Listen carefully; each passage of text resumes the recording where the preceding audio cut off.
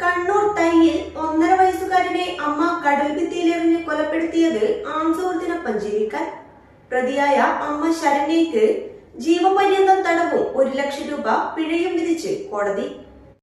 കണ്ണൂർ തയ്യിൽ 1.5 വയസ്സുകാരനെ കടൽഭിത്തിയിലെറിഞ്ഞ് കൊലപ്പെടുത്തിയ കേസിൽ അമ്മ ശരണ്യയ്ക്ക് ജീവപര്യന്തം തടവും 1 ലക്ഷം രൂപ പിഴയും വിധിച്ച് തളിപ്പറമ്പ് അഡീഷണൽ സെഷൻസ് കോടതി. ആൺസുഹൃത്തിനൊപ്പം ജീവിക്കാനാണ് 1.5 വയസ്സുകാരൻ വിയാനെ അമ്മ ശരണ്യ കടൽഭിത്തിയിലെറിഞ്ഞ് കൊലപ്പെടുത്തിയത്. ശരണ്യ കുറ്റക്കാരിയെന്ന് കഴിഞ്ഞ ദിവസം കോടതി കണ്ടെത്തിയിരുന്നു. ആൺസുഹൃത്ത് നിതിനെ കോടതി വെറുതെ വിട്ടിരുന്നു. 2020 ഫെബ്രുവരി 17-നാണ് നാടിനെ നടുക്കിയ ക്രൂരത നടന്നത്. കുഞ്ഞിനെ ഭർത്താവ് തട്ടിക്കൊണ്ടുപോയെന്നും കൊലപ്പെടുത്തിയെന്നും വരുത്തി തീർക്കാനും ശരണ്യ ശ്രമിച്ചിരുന്നു. വിചാരണയ്ക്കിടെ കോഴിക്കോട്ടെ സ്വകാര്യ ലോഡ്ജിൽ വെച്ച് ആത്മഹത്യക്കും ശ്രമിച്ചു.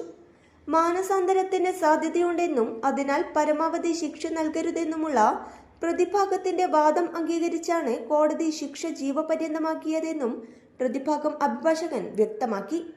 ഏറ്റവും ചെറിയ ശവപ്പെട്ടികൾക്കാണ് ഭാരം കൂടുതലെന്ന അത്യന്തം ഹൃദയഹാരിയായ പരാമർശവും കോടതി ശിക്ഷാവിധിയിൽ പരാമർശിച്ചു.